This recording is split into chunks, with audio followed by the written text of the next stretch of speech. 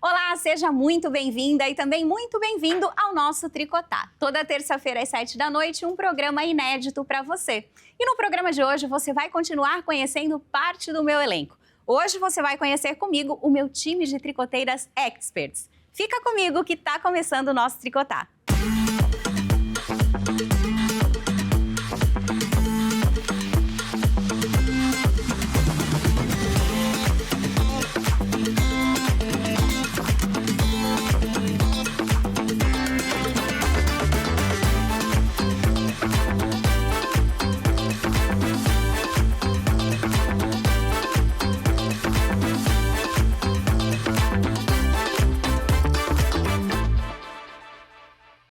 Começando o Tricotar de hoje, ainda nas estreias, tá? Essa nova fase, hoje vocês vão conhecer elas que estarão comigo também durante essa nova temporada. É o meu time de tricoteiras experts. Olha, deixa eu apresentar, e elas vão se apresentar também, mas vamos lá. Débora Cunha, empresária, seja bem-vinda. Imagina, Vanessa, eu que agradeço aí o convite, vai ser um prazer estar aqui com vocês. Débora já veio como convidada e agora volta fazendo parte do elenco, né? Agora entrei pro time. Um prazer ter você aqui. Obrigada, viu? Obrigadão. Olha só, faz parte também aqui do time de experts, ela que é corretora de imóveis, Paula Malta, seja bem-vinda. Obrigada, é um prazer estar aqui com você, tô muito feliz, gente, muito feliz com essa oportunidade. Paula tá estreando mesmo, né? Algumas já vieram como convidadas, mas vai ficar tranquila que aqui eu falei a sala da minha casa, a gente faz um bate-papo. Seja bem-vinda ao time, tá? Prazer ter você aqui. Ela já participou de evento presencial, emissora, internet. Ela já era uma tricoteira, mas agora ela volta oficialmente. Thaísa Nusa, seja muito bem-vinda. É sempre um prazer estar aqui, Ivan. Obrigada. E que time lindo, né? Então, muito obrigada pela oportunidade de estar aqui de novo. Bora tricotar mais um pouquinho. Prazer. E Thaísa vai falar sobre um tema muito importante, tá, gente? Vou falar sobre dinheiro, tá? Investimento. Juliane Cavalini, que já veio como convidada, ela é advogada, especialista em proteção de dados e educação tecnológica. Tem uma novidade aí também, né? Chega fazendo parte do time, seja bem-vinda. Muito obrigada, muitas novidades e eu quero parabenizar, o cenário tá lindo, casa nova. Então... a gente nem falou ainda assim do cenário, né? Mas a gente tá lindo demais, tá lindo demais. Parabéns e olha, feliz por estar com vocês, esse time maravilhoso e por poder fazer parte dessa temporada. Um prazer ter você aqui, viu? A gente começa esse segundo episódio ainda com as apresentações. Eu vou começar por ela, que eu acho que já está há mais tempo aqui com a gente. Thaísa, quem é a Thaísa hoje? Quando a gente fala em dinheiros, investimentos, se apresenta aí pra gente. Vamos lá. Eu trabalho hoje como consultora de investimentos. De maneira independente, então isso é uma coisa um pouco diferente do mercado, então não pertenço a banco nenhum, corretora nenhuma, mas eu ajudo cada um no seu objetivo específico. Então seja alguém que está querendo construir a sua aposentadoria, alguém que recebeu uma herança e precisa entender como vai viver a partir dali, alguém que vendeu um imóvel e não quer comprar outro, quer investir no exterior, que hoje em dia tem sido se mostrado uma necessidade. Então sou a resposta para isso. Então trabalho de forma independente, especializada em investimentos, tanto aqui no Brasil como no exterior. Thaísa, algumas vezes você comentou que o brasileiro ainda não estava muito acostumado a investir. Isso já mudou um pouquinho? Eu acredito que com a chegada das corretoras, deixou a coisa um pouco mais comum, mais popular, porque os valores exigidos nos bancos sempre foram para você alcançar bons investimentos, você tinha que ter muito dinheiro. E as corretoras abriram, então, espaço para que você começasse com pouco.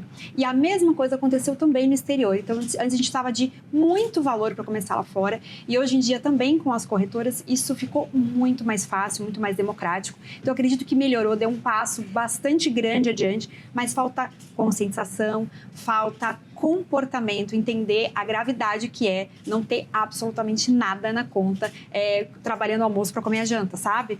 Então, acho que isso falta um pouco ainda do brasileiro entender que ele pode. Acho que aí é que está o maior dificultador. Crenças que a gente tem de que tem dinheiro é mesquinho, é errado, é algo que está muito longe, não é para mim. Eu já fiz parte desse time também. Então, acreditar que sim, você consegue melhorar a sua vida e depende da sua organização e de começar. Ótimo. Daqui a pouquinho eu volto com você aqui. Deixa eu mudar para cá, ó. Ela que tá chegando novata aqui no time, né? Quem é a Paula Malta hoje? Paula Malta, eu sou corretora de imóveis aqui na cidade de Santos. Na verdade, eu não sou santista, né? Eu nasci no interior, fui criada como eu vou no Qual Guarujá, cidade? Taubaté. Tá. Mas casei com um santista, já estou morando aqui há 10 anos. Eu sou apaixonada pela cidade. Quando eu casei com ele, eu falei assim, vou levar ele pro Guarujá. 2 meses já mudei de ideia, porque aqui realmente é uma cidade que eu amo. Então, assim, fica fácil, né? De vender imóveis assim, na cidade que a gente escolheu para ser nosso xodó, né? Então, muito feliz, muito grata de poder ajudar as pessoas, né? A realizar o sonho de achar seu imóvel, porque vão casar, porque vão ter um bebê.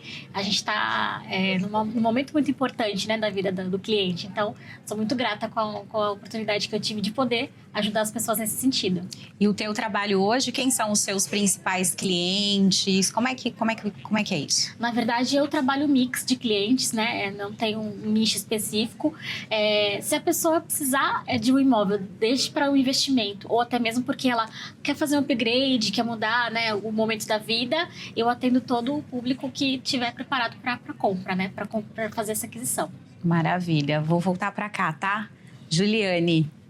Quem é a Juliane hoje? Qual que é o seu trabalho? Porque eu acho que mudou um pouquinho de quando você veio como convidada, né? Mudou, eu diria que ele aprimorou. Porque eu passei por uma transição de carreira dentro do direito. Então, eu era advogada trabalhista empresarial.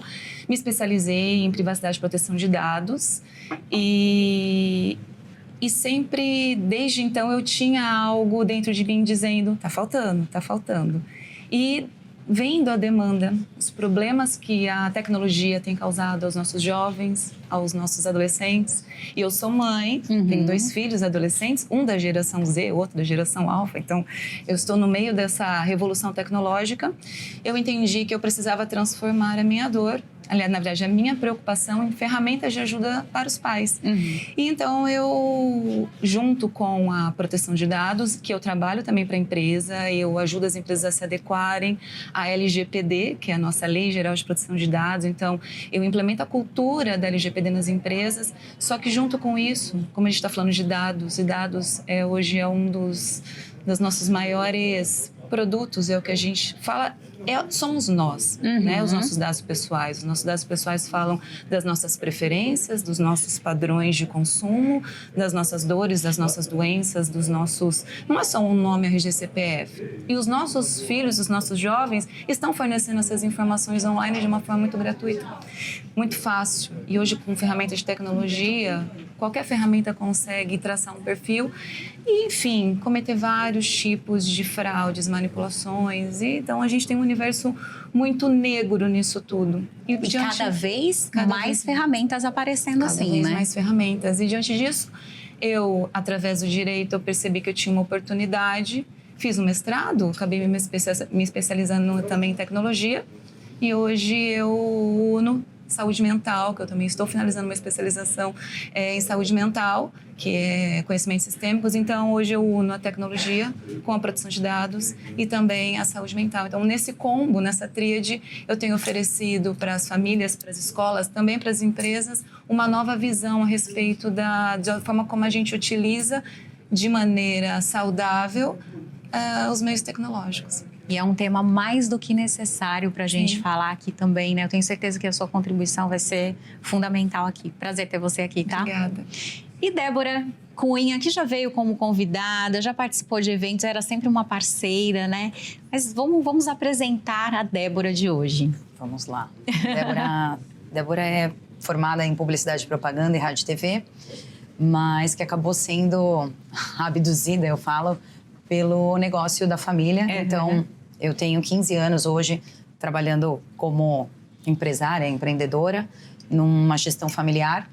E aí tem 4, 5 anos, estamos indo para 5 anos, onde eu criei uma nova marca, dessa marca, que aí sim é onde eu imprimo um pouco mais da minha identidade. Então, saí de um negócio tradicional e fiz um formato dele, mais a minha cara, né? Então, eu trabalho hoje no ramo da alimentação e é uma jornada solitária do empreendedorismo. E quando a gente assume uma gestão familiar, ela tem uma série de complexidades. Parece um caminho mais fácil, né? Mas eu acho que não. São vários conflitos, são várias gerações, são tempos diferentes, com adaptações do mundo, né? Onde você tem informações, tempo de investimento, lucratividade. O mundo hoje mudou muito, ele é muito mais tecnológico, você não usa mais papel para nada, sistemas, então é tudo uma adaptação. E essa sou eu neste mundo do louco do empreendedorismo e não me vejo mais em outro espaço a não ser esse. E estou aqui no programa, o que é um prazer enorme estar com vocês. Espero poder contribuir aí com a minha experiência. Eu acho que a grande mudança assim da minha vida, a Débora é empresária, é a Débora que busca hoje se conhecer. Então essa jornada de autoconhecimento foi o que mudou muito a minha vida, de verdade, e me mudou muito profissionalmente. A maternidade foi um dos gatilhos para isso. Você falou, eu sou mãe. Então, a gente, além de empresária, eu sou mãe, sou esposa, sou filha e tenho uma empresa. Que também é um outro filho.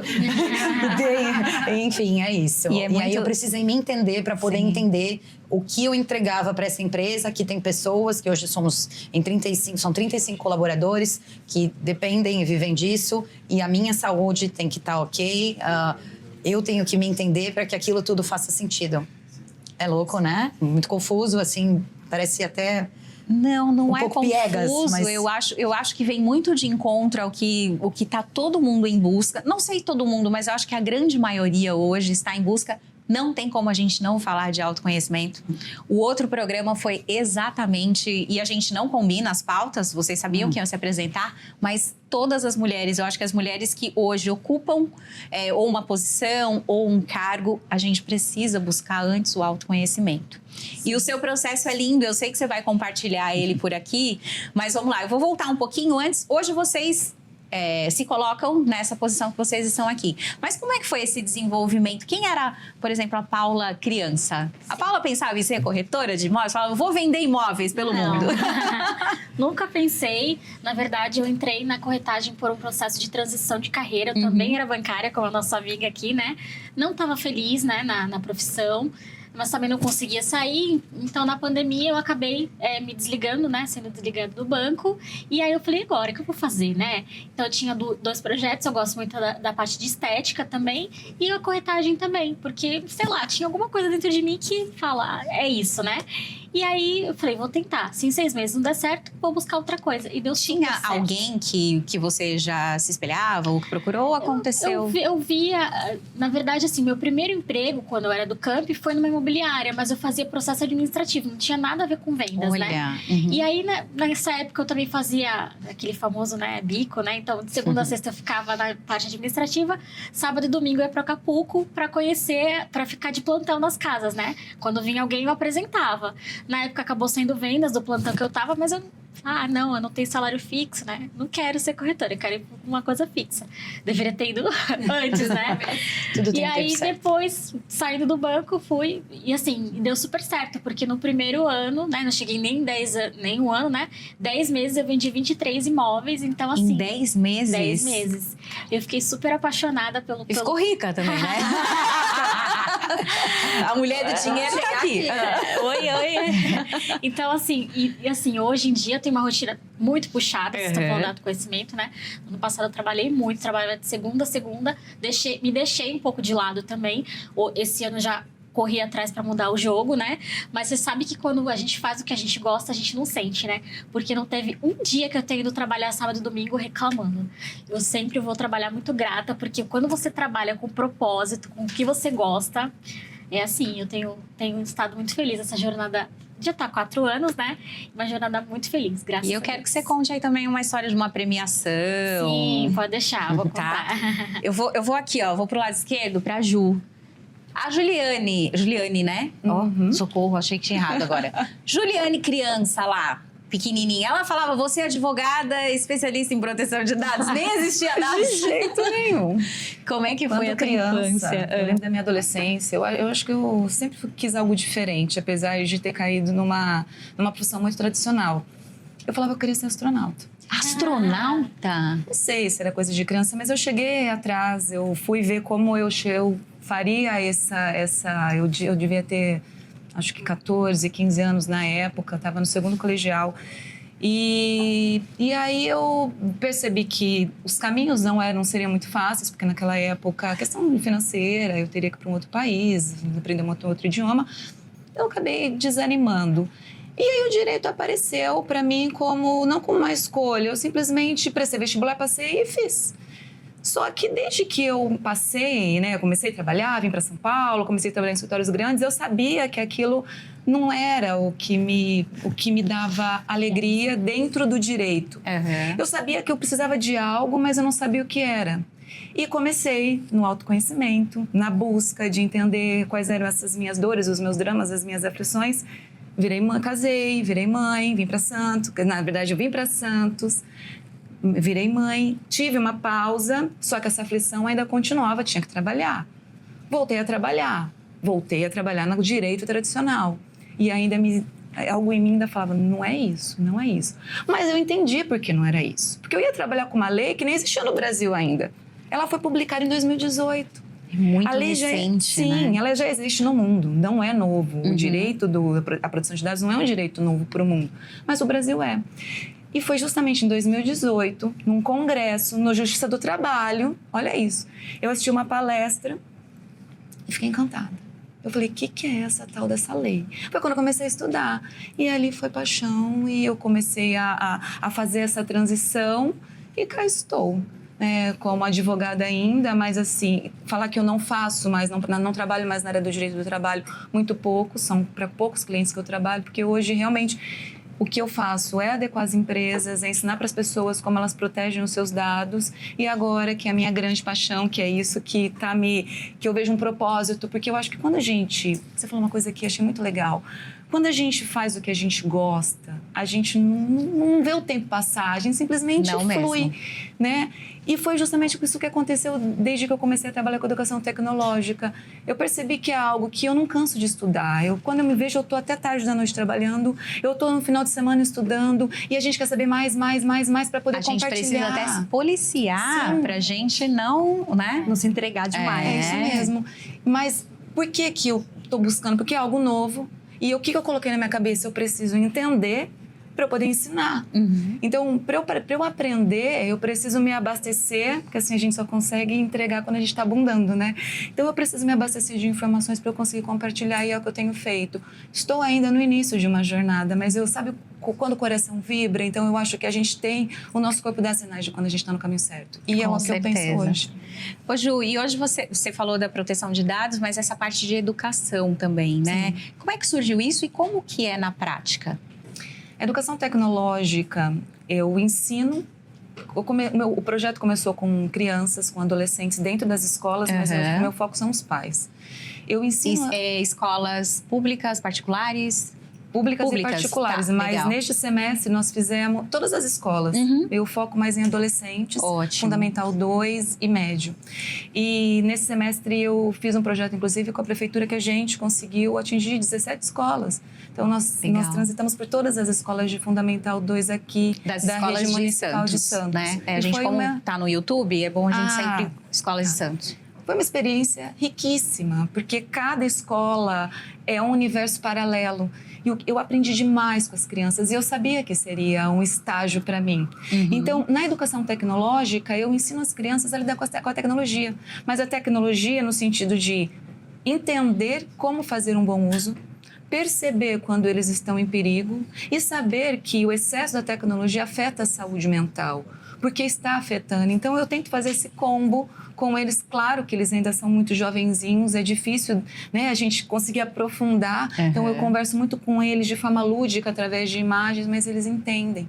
E, assim, o retorno que eu tenho deles é uma coisa que não tem valor. Não dá pra gente mensurar em papéis, em moedas, porque é algo muito gratificante. Então, assim, eu aprendi demais esse semestre, e aí eu tive a certeza, diante de muitas coisas que têm acontecido, né, todo mundo está acompanhando as últimas notícias, que os pais também precisam, porque a gente está falando de uma geração analógica, que são os pais, que precisam entender uma geração digital, que são os nossos filhos, e não adianta falar, olha, eu não entendo de tecnologia, meu filho entende mais do que eu, e simplesmente esquecer essa responsabilidade. Não existe uma responsabilidade.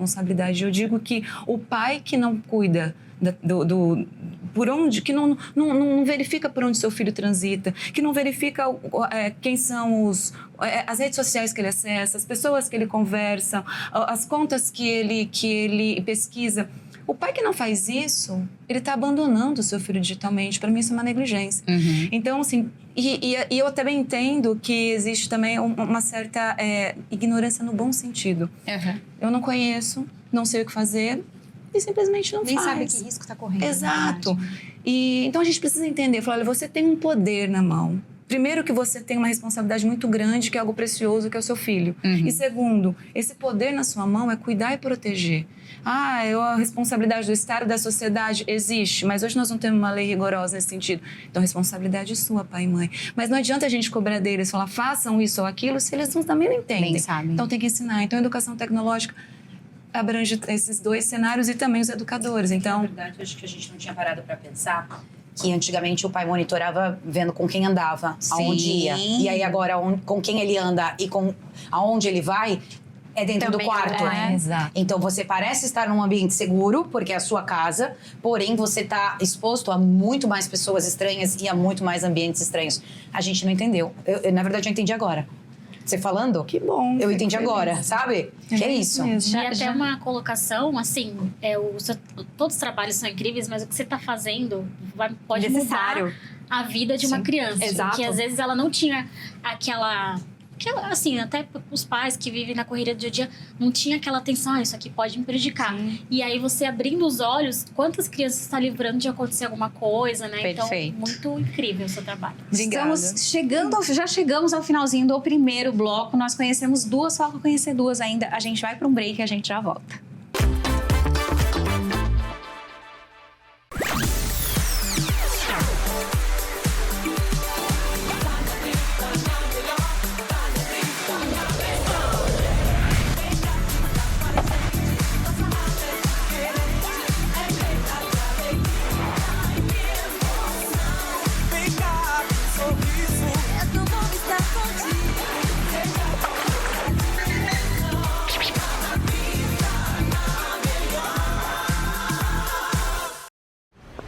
Ei, você sabe que temos uma forte ligação, né?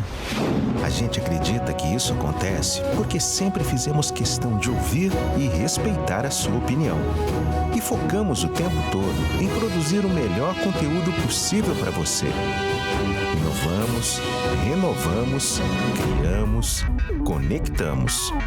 E isso fez toda a diferença para que os veículos que compõem o Grupo Tribuna alcançassem a liderança absoluta em audiência na Baixada Santista e Vale do Ribeira. Todos eles, cada um no seu segmento. Você sabe que isso não aconteceu da noite para o dia. É preciso tempo e muita credibilidade para conquistar tanta preferência. Pois é, você conectado na gente e a gente conectado em você. Informação, entretenimento e compromisso com a região. Grupo Tribuna. Tudo nos conecta. Estamos de volta com o Tricotar. Hoje ainda quase que um programa de estreia. Vocês estão conhecendo o meu time de tricoteiras experts que estarão durante essa temporada também, sempre trazendo muito conteúdo. E hoje é um programa especial para você conhecer um pouquinho mais de cada uma delas. Vou pro meu lado direito agora.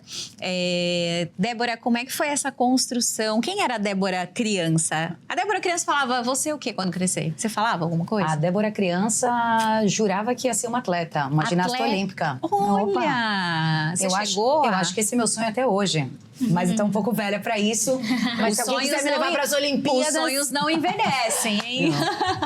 Esse foi meu grande sonho da vida. Eu fiz ginástica olímpica. Eu fui uma criança muito levada. Eu sou um adulto muito levado ainda. eu tô me esforçando para ser um adulto um pouquinho mais adulto. E aí, meu pai sempre acreditou muito no esporte, na atividade física, mas a minha mãe viu a necessidade que o meu corpo tinha de fazer algo. Então, Na verdade, não só ela, né? Na escola eu fui chamada para entrar, eu fiz balé também. Eu fui chamada para entrar na aula de balé porque eu ficava do lado de fora fazendo tudo.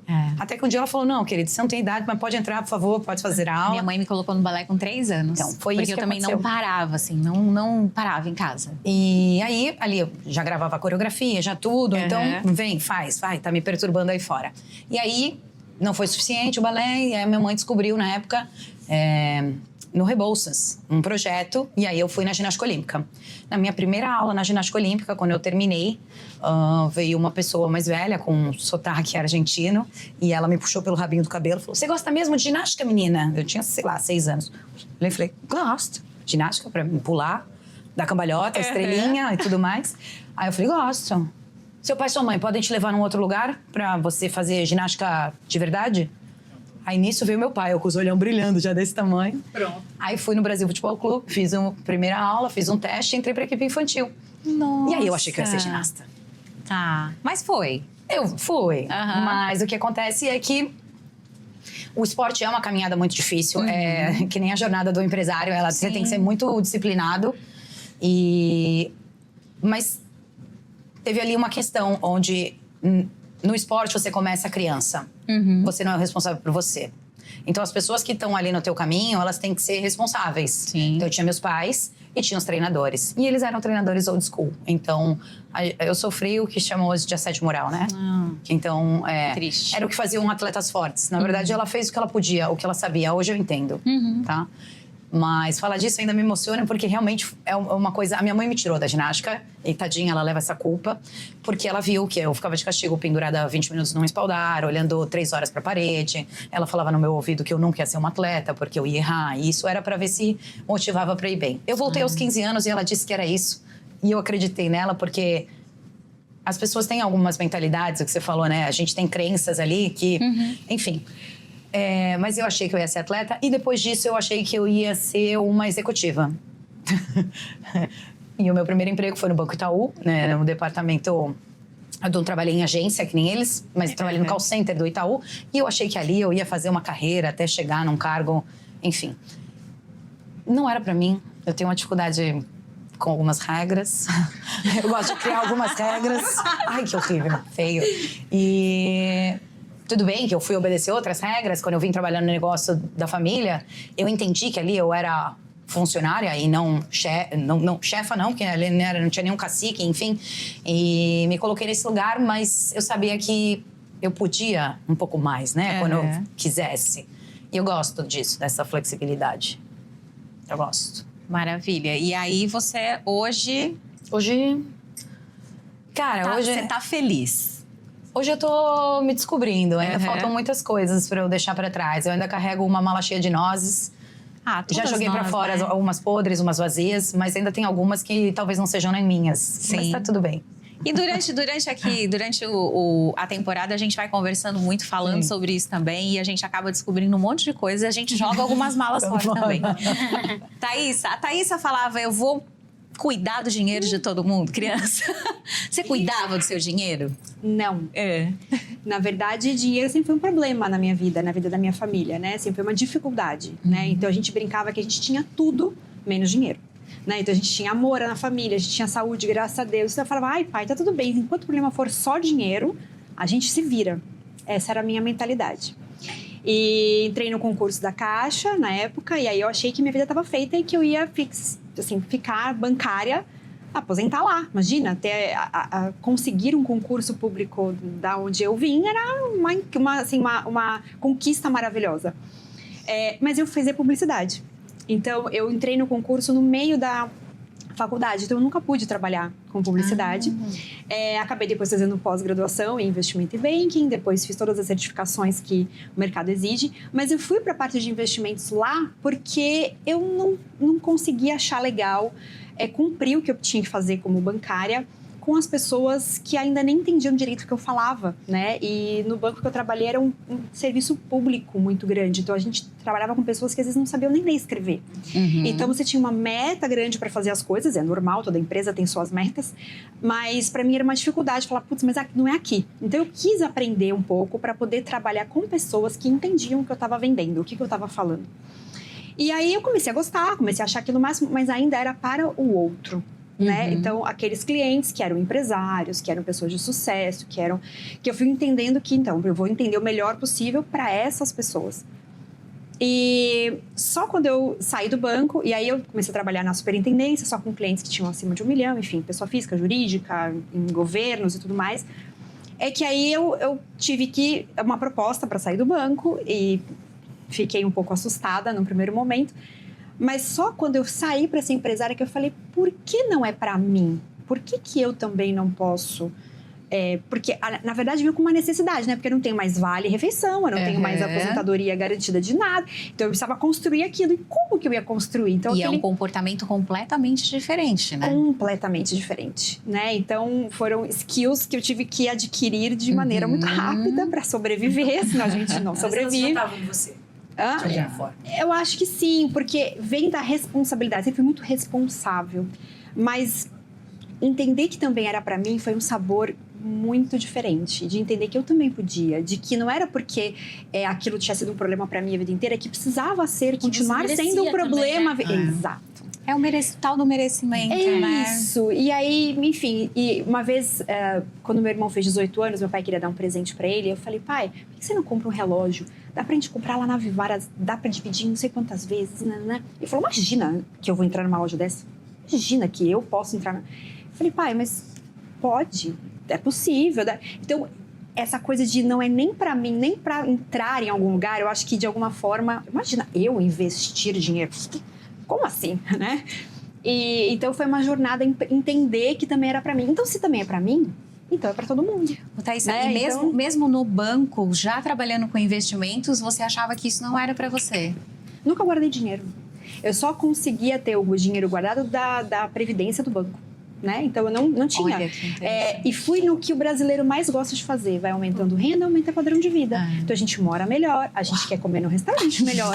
Aí a gente... Não é? Quem nunca, né? Então, e isso não é... E eu tive que aprender que isso não é o errado. A gente só não precisa subir na mesma escala que o nosso salário. Perfeito. Aí é que tá. É que, na verdade, talvez a gente suba quase ao contrário. A gente sobe a escala e tenta subir o salário. Tenta subir. Isso. Exato. Então, assim, a gente aprende, aí vem muito de cultura familiar, ou às vezes do que a gente viveu, de ou viver sempre no teto, né? Então, assim, ganho 100, gasto 100, gasto... né? Ou a gente até extrapola e depois vou ter que trabalhar mais. Vou dar um jeito. Né? E aí que eu entendi que não precisa ser assim, que existem caminhos, que não é errado gastar, não é errado aproveitar, não é errado viajar, não é errado se vestir bem, mas é errado você negligenciar o seu eu do futuro.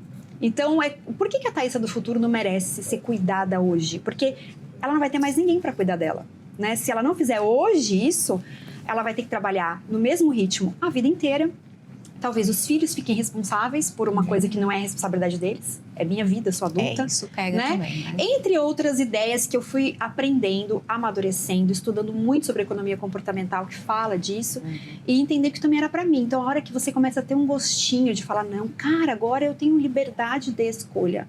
Agora eu consigo fazer isso se eu quiser. Esse cliente podia ser muito bom, mas não é minha vibe, ele me faz mal. Eu não quero esse cliente. Então, até isso é libertador. E a liberdade só vem se você tem alguma estabilidade. Senão, ela só é responsabilidade. No final das contas, né? Então, foi uma jornada de... Nunca imaginei na vida trabalhar com isso. Nunca. Eu só sempre gostei de ser bem perua, assim, pra ser sincera.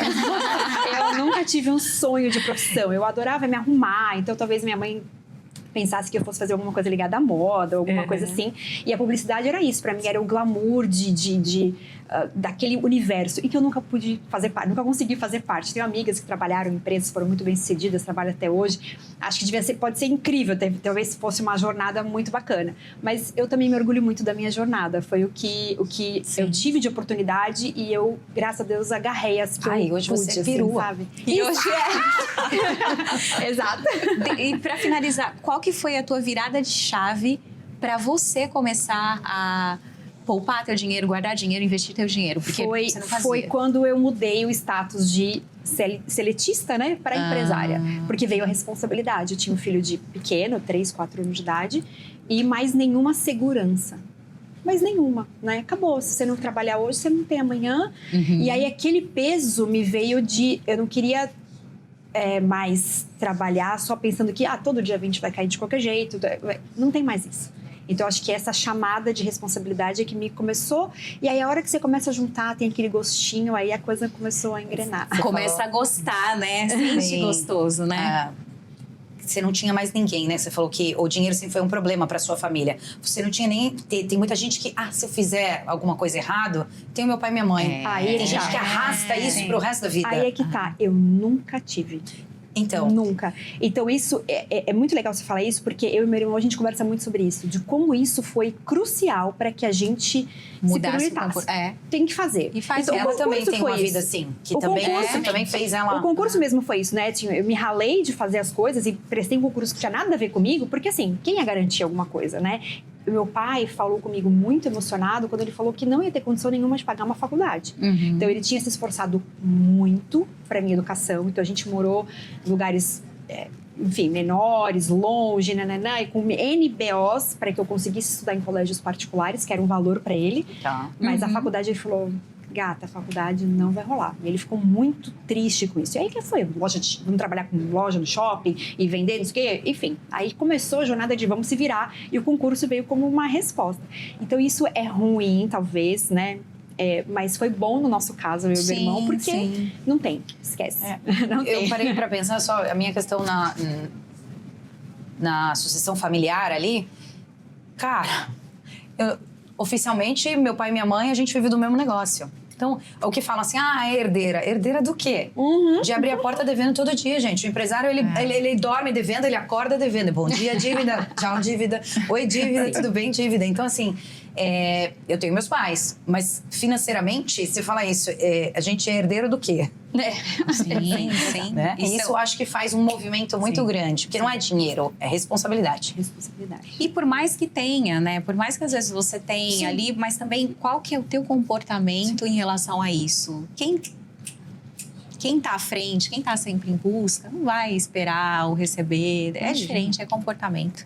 A gente falou um pouquinho aqui, né, dessa trajetória que parece que foi tudo lindo, né? Foi tudo fácil, chegamos aqui. Mas vamos lá, eu quero saber um grande desafio que foi nessa jornada até hoje. Vou começar com a Ju, tá? Um grande desafio e aí pra gente não ficar na bad, uma grande realização.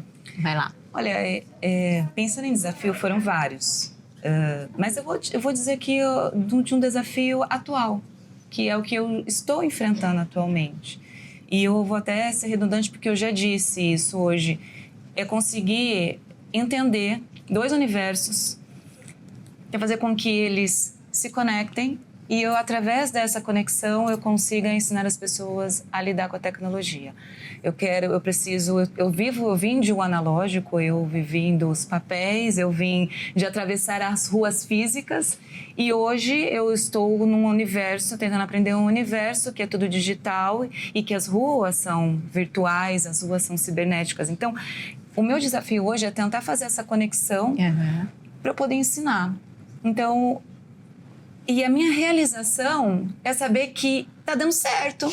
Mesmo eu estando no começo de uma jornada, eu consigo enxergar um propósito nela e é isso que me motiva, é esse o meu combustível mais potente. Então, assim, o que tá me satisfazendo em tudo isso é ver que continua. Alguma coisa fala, vai, menina, vai, que você tá no caminho certo. Não sei quem tá me dizendo isso. Isso vem dentro de mim, eu só sei que cada passo que eu tenho dado, as respostas estão vindo de uma forma muito positiva. Então, eu acho que são sinais que a gente recebe para falar, continua que o caminho é esse. Então, eu acho que ainda tem muita estrada pela frente, mas está dando certo. E porque você está alinhada com o que com o teu propósito, né? É mais fácil. Ou não, né? Não é mais fácil, não. Mas você tem essa certeza, né? Paula, um grande desafio e uma grande realização. Olha, quando eu passei pelo processo de demissão do banco, para mim foi muito duro, porque eu trabalhei, a gente conversou aqui, né, desde 14 anos, já fiz unha, já trabalhei em balada, enfim. Eu nunca fui aquela pessoa que Paula esperava... é aquela que se vira, raçuda, né?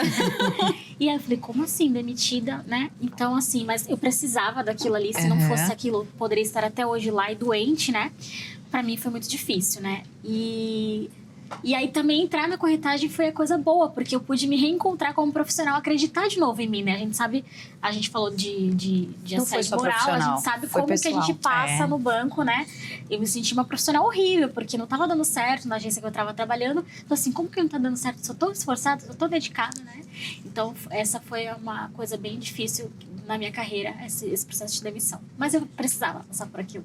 E uma grande realização? Uma grande realização foi no ano passado, né? Que pra mim foi assim, sabe? Eu sabia que você ia contar isso. Pozinho de ouro, eu tava né? esperando que você contasse isso. Eu ganhei como primeiro lugar em vendas entre mais de 70 corretores, né? Da empresa que eu trabalho, de veteranos. E eu ganhei uma viagem incrível pra Dubai, né? Uau, então, assim, linda. eu fiquei muito feliz com isso. E, assim, foi a chave de ouro que falou assim... Eu sou uma grande profissional. Ganhei um troféu, assim, então, assim, eu fiquei muito feliz. Assim, e saber a forma como que eu ganhei isso, ajudando as pessoas. Que no ano passado eu vendi desde uma kitnet até um imóvel de 6 milhões. É muito gratificante. Vocês não têm ideia, assim, de como é legal, assim. Claro que existe a parte financeira, não dá pra ser hipócrita. Mas, assim, você entregar uma chave para um cliente que foi sempre... O sonho da vida dele era aquilo ali. Gente, é muito emocionante. E os sonhos não têm tamanho, né? Acho que como você falou, desde uma kitnet até um empreendimento de milhões, sim, é o sonho daquela pessoa. Exatamente. Né? É muito... sim, eu sou muito feliz com o que eu faço. Parabéns. Obrigada. Débora, um grande desafio, uma grande realização. Um grande desafio foi entender que eu era o adulto da minha própria vida. Olha, profundo isso. E tudo isso, a alucinação veio quando eu virei mãe. E várias coisas aconteceram. Entre problemas na empresa, e algumas coisas com familiares, que a gente acha que pai e mãe, eles são inabaláveis, inatingíveis. E aí entender todo esse processo e assumir essa rédea como adulto da minha própria vida, onde eu ainda estou aqui amarrando ela, foi um grande desafio. Cara, uma grande realização. Pô, tô procurando. Não, brincadeira. Eu acho que é acordar com vontade. Porque eu me vi vezes na vida, num período, acordando sem vontade, só fazendo. Então, é isso. Eu tô com vontade. Com esse brilho nos olhos e com essa alegria. A gente precisa dessa sua alegria, viu? Thaísa, um grande desafio, uma grande realização.